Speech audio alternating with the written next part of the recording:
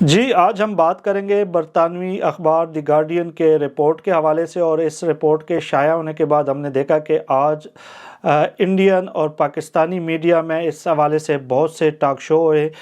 دونوں مختلف حکومتوں نے اس کے حوالے سے بیانات دیے، اور آج ہم بات کریں گے کہ گارڈین میں جو شائع ہونے والی رپورٹ تھی وہ بنیادی طور پر کیا تھی، اس رپورٹ میں کیا باتیں کی گئی ہیں اور اس رپورٹ کی کتنی کوئی حقیقت ہے، اس کے تمام پہلوؤں کا آج ہم احاطہ کریں گے۔ اس برطانوی اخبار دی گارڈین نے جو اپنی رپورٹ ہے اس میں بتایا کہ بھارت ان افراد کو ہدف بنا کر قتل کرنے کی پالیسی پہ عمل پیرا ہے جنہیں وہ اپنا دشمن سمجھتا ہے، اور اس رپورٹ میں مزید کیا کہا گیا کہ جو بھارتی خفیہ ایجنسی را ہے انہوں نے 2020 سے اب تک مبینہ طور پر پاکستان میں ایسے 20 افراد کے قتل میں وہ ملوث رہی ہے۔ رپورٹ میں مزید کہا گیا کہ بھارت نے یہ جو پالیسی ہے یہ 2019 میں اپنائی ہے، اور یہ جب پلوامہ پہ اٹیک ہوا تھا تو اس کے بعد بھارتی جو مودی سرکار کی حکومت تھی اس وقت، اور وہاں پہ جب را کے جو افیسران کو بلایا گیا تھا تو اس میں اس حوالے سے بڑی تفصیلی بحث ہوئی، اور اس میں یہ طے پایا گیا کہ وہ افراد یا وہ گروپ جو انڈیا کے اندر مسائل پیدا کر سکتے ہیں اور وہ لوگ انڈیا سے باہر رہتے ہوں تو ان کے خلاف انڈیا سے باہر بھی ان کے خلاف کارروائی ہونی چاہیے اور ان کو نشانہ بنانا چاہیے۔ تو اس کے بعد جو پلوامہ اٹیک ہے اس کے بعد اس پالیسی کو اپنایا گیا۔ یہ ایک جارحانہ پالیسی تھی کہ کوئی بھی ایسا شخص جو آپ کا ملک کے حوالے سے یا آپ سمجھتے ہو کہ اسٹیٹ کے لیے وہ مشکلات پیدا کر سکتا ہے، چاہے وہ انڈیا میں ہو یا نہ ہو، تو اس کو آپ ٹارگٹ کلنگ کے ذریعے قتل کر سکتے ہیں، اور اس کے لیے خصوصی اختیارات جو خفیہ ایجنسی ہے اس کو دی گئی تھی۔ اب جب یہ رپورٹ شائع ہوتی ہے تو اس کے بعد ہم دیکھتے ہیں کہ جو بھارتی وزارت خارجہ ہے وہ یہ کہتا ہے کہ یہ رپورٹ غلط ہے اور اس کا حقیقت سے کوئی تعلق نہیں ہے، جبکہ آج ہی کے دن ہم نے دیکھا کہ جو مودی جی اب بھارت میں ایک الیکشن کا ماحول ہے، وہاں پہ الیکشن کمپین ہو رہی ہے، تو ایک بہت بڑے جلسے سے وہ خطاب کرتے ہیں اور وہ کہتے ہیں کہ بھارتی دشمن جدھر بھی ہوگا وہ اپنے آپ کو محفوظ نہ سمجھے، ہم ان کے دشمن کے گھر میں گھس کر اپنے دشمن کو ماریں گے۔ تو ایک طرح سے انہوں نے اس رپورٹ کے حوالے سے جو اس کے اوپر تصدیق کی کہ یہ ہم نے جو ہے یہ جتنی بھی کارروائیاں کی ہیں یہ کی ہے۔ پاکستانی حکومت کوئی آج سے نہیں ہے، 2019-20 سے جو ہے وہ یہ باتیں کر رہی ہے کہ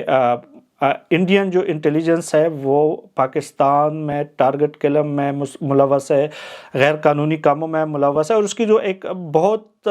ایک اہم مثال تھی کہ ایرانی بارڈر سے وہ کلبوش یادیو کو جو انڈین جاسوس تھا، انٹیلیجنس کا وہ ایک افیسر تھا،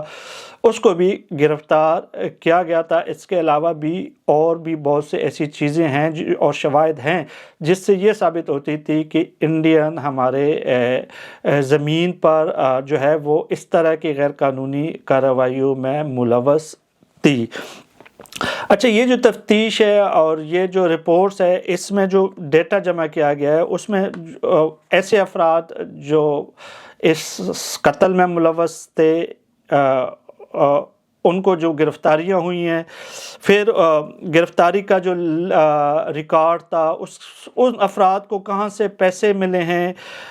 اس کے بعد واٹس ایپ کے پیغامات تھے، پھر پاسپورٹ کے سارا ڈیٹا اور شواہد تھے، ان سب کو اکٹھا کر کے یہ ایک رپورٹ مرتب کی گئی، اور یہ تمام ثبوت جو ہے وہ پاکستانی انٹیلیجنس کے کسی افیسر نے اخبار دی گارڈین کو بھی ثبوت کے طور پر پیش کیے ہیں۔ اور اس میں یہ بتایا کہ را کے جو ہینڈل ہیں انہوں نے نیپال، مالدیو اور موریشس میں بھی ملاقاتیں کی، لیکن ان کا جو ہیڈ کوارٹر تھا وہ عرب امارات میں تھا، اور وہیں سے یہ سارا چیزیں آپریٹ ہو رہی تھی۔ اس کے علاوہ بھی انہوں نے بہت سے افسران کے نام جن کے حوالے سے وہ چیزیں چل رہی تھی، جن کے نام اور شواہد آ رہے تھے، وہ بھی شیئر کی ہیں، اور پاکستانی دفتر خارجہ گاہے بگاہے اور ہمارے جو ISPR کے افسران ہیں وہ بھی اس حوالے سے بہت سے جو پبلک میٹنگ ہوتی تھی یا پریس ٹاک ہوتی تھی اس میں بھی اس حوالے سے بیانات دیتے تھے۔ اب یہ صرف پاکستان نہیں ہے کہ وہ یہ الزام لگا آ رہا ہے کہ پاکستان میں جو ٹارگٹ کلنگ ہے اس میں جو بھارتی خفیہ ایجنسی رہا ہے وہ انوالو ہے۔ اس میں اگر ہم یورپین ممالک دیکھیں تو یو کے کی بھی اس حوالے سے خدشات ہے، اور اس خدشات کو انہوں نے بعد سے یو کے ایم پی نے برملا جو ہے اس کا اظہار کیا ہے۔ اس سے پہلے کینیڈا میں ایک سکھ رہنما کا قتل ہوا تھا، اور اس کے حوالے سے بھی کینیڈا حکومت اور انڈیا کے درمیان ابھی تک کشیدگی چل رہی ہے، اور اس کے حوالے سے بین الاقوامی میڈیا میں بہت سی چیزیں موجود ہے، جبکہ امریکن نے بھی انڈیا کے اس پالیسی کے حوالے سے اپنے تحفظات کا اظہار کیا تھا، اور اب چونکہ پاکستان کے حوالے سے رپورٹ آئی ہے تو اس سے یہ ثابت ہوتا ہے کہ جو بھارتی خفیہ ایجنسی ہے وہ نہ صرف پاکستان بلکہ یورپ بھر میں بھی وہ افراد کے اوپر کڑی نظر رکھی ہوئی ہے اور ان کو ہدف بنا سکتی ہے جو کہ وہ سمجھتے ہیں کہ وہ ان کے لیے مسائل پیدا کر سکتے ہیں۔ اب آتے ہیں کہ پاکستان میں جو قتل ہوئے تھے وہ کن شہروں میں ہوئے تھے اور ان کا تعلق کس سے تھا۔ تو یہ پاکستان کے تقریباً تمام شہروں میں ہم نے دیکھا ہے کہ وہاں پہ انہوں نے ٹارگٹ کی ہے، اور ان کا سب کا طریقہ واردات بھی تقریباً ایک جیسا ہی تھا۔ اس میں سیالکوٹ، پنڈی، لاہور، کراچی اور آزاد کشمیر میں جو ہے یہ ساری جو کارروائیاں ہوئی ہیں، اس میں کوئی ایک دہشت گرد یا کوئی بھی آتا ہے موٹر سائیکل پہ اور فائرنگ کر کے وہ چلا جاتا ہے، لیکن بعد میں جب ہم شواہد اکٹھے ہوتے ہیں تو اس میں ایک چیز بہت مشترک ہوتی ہے، اور وہ یہ ہوتی ہے کہ جو قتل ہونے والے ہیں وہ تقریباً تمام ایسے لوگ ہیں جو کہ آزاد کشمیر میں وہ جہادی تنظیموں کے ساتھ وابستہ تھے، یا ہمارے لاہور میں ہم نے دیکھا کہ جو سکھ کمیونٹی کے کچھ لیڈر تھے ایک پارک میں واک کر رہے تھے، ان کے اوپر بھی قاتلانہ حملہ ہوا تھا، اور وہ اس میں جو ہے ہم نے دیکھا کہ وہ اس میں جام بر نہیں ہو سکے تھے اور وہ بھی مارے گئے تھے، اس کے ساتھ ان کا باڈی گارڈ بھی زخمی ہو گیا تھا۔ اس کے علاوہ ایک ایسے فرد جس کے اوپر جو انڈین طیارہ کے اغوا میں جو ہے وہ نامزد تھا، ایسے لوگوں کی بھی جو نام تھے جو کہ ہائی پروفائل تھے اور جن کا کسی بھی وقت میں جہادی تنظیموں کے ساتھ کہیں نہ کہیں پہ روابط تھے۔ اب اس کے حوالے سے دو چیزیں ذہن میں آتی ہیں کہ پہلی بات یہ تھی کہ اب اگر یہ ہمارے سکھ کمیونٹی کے کچھ لیڈرشپ تھی جو ایک یا دو جو پاکستان میں قتل ہوئے، اس کے علاوہ کشمیری جو جہادی تنظیمی ہیں ان کے لوگ تھے، تو ان کے حوالے سے معلومات کہیں نہ کہیں پاکستان کے اندر سے ہی ان کو ملے گی، تو اس کا مطلب ہے کہ جو انڈین انٹیلیجنس ہے، ان جو ادارہ ہے ان کی بڑی اچھی گرفت ہے، وہاں پہ ان کے موجود لوگ بھی ہیں اور ان کے تھرو پہ ساری کارروائی کی گئی ہے۔ اب جو دوسری بات ہے کہ کس لوگوں نے قتل کیا ہے، تو اس کے حوالے سے جو معلومات ملی ہے وہ یہ ہے کہ زیادہ تر جو ٹارگٹ کلرز تھے ان کو پیسہ دیا گیا تھا اور پیسے کے لالچ میں انہوں نے کیا۔ کچھ لوگ جو جہادی تنظیمی تھی ان کو بھی استعمال کیا گیا تھا اور اس کے نام سے بھی یہ ساری کارروائیاں کی گئی تھی۔ تو بنیادی طور پر جہادی تنظیموں کے ساتھ ساتھ انہوں نے مختلف فیکٹرز کو بھی یوز کیا، اور ایسے لوگ جو مافیا سے تعلق رکھتے تھے، ٹارگٹ کلنگ وغیرہ کرتے تھے، ان کو بھی جو ہے استعمال کیا گیا تھا۔ لیکن اس کا جو بنیادی جو ایک سوال آتا ہے وہ ہمارے خفیہ اداروں کی جو کارکردگی ہے اس حوالے سے بھی بہت سے سوالات اٹھتے ہیں کہ اتنی دیکھیں ہمارے ہائی پروفائل حساس لوگ تھے، جہادی تھے، ہمارے پاس سکھ کمیونٹی کے رہنما تھے، اور ان کی کیسی ریکی کی گئی؟ لازمی تو نہیں ہے کہ اس کو پہلے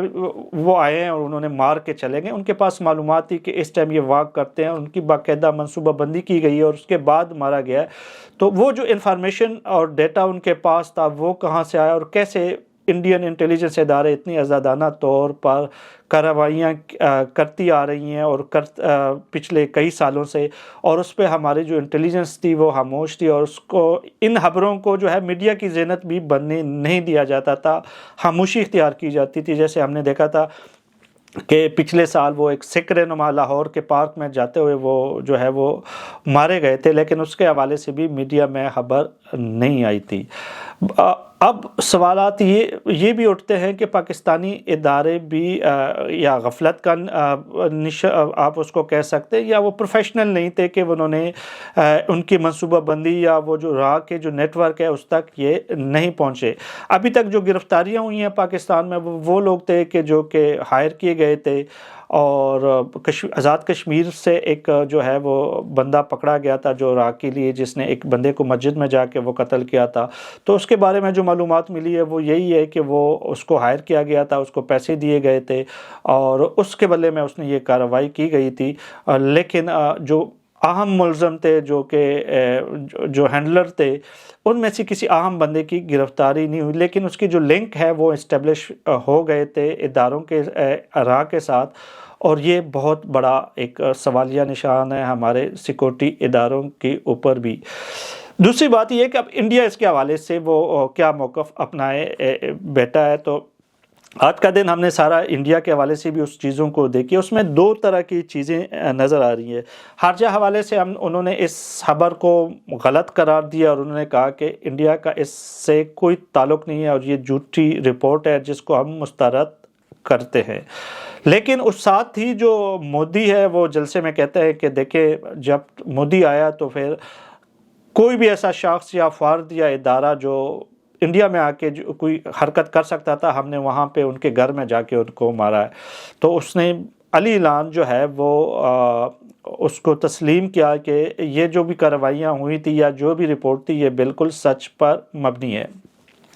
اب دوسری طرف اب جب ہم نے انڈین صحافیوں سے دوستوں سے بات کی، آج میں 2-3 چینل پر انڈین چینل کو بھی اس حوالے سے ہم نے بات کی، تو انڈیا میڈیا اس کو بڑے فخر سے یہ چیز پیش کر رہا ہے کہ دیکھیں ہمارے ادارے پاکستان کے اندر گھس کر لوگوں کو مار رہے ہیں، اور یہ ایک فخر کی بات ہے. اور یہ وہ اینکر کر رہے تھے جو زیادہ تر بی جے پی کو سپورٹ کر رہے ہیں، اور بنیادی طور پر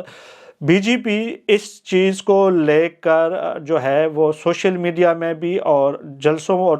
تقاریر میں بھی فخری انداز سے کہتے ہیں کہ دیکھیں ہم سے پہلے کسی بھی حکومت نے ملک سے باہر کارروائی نہیں کی. ایسے افراد جو آپ کے لیے خطرہ ہو سکتے تھے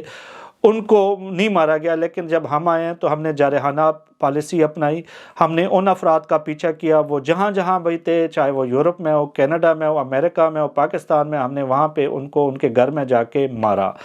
اور اس کا بنیادی مقصد وہ یہ ہے کہ انتخابات میں وہ مزید لوگوں کی جو ہے وہ ہمدردیاں حاصل کرنا چاہتے ہیں، ووٹ لینا چاہتے ہیں، اور وہ انڈین حکومت کو، عوام کو یہ بتانا چاہتے ہیں بی جے پی والے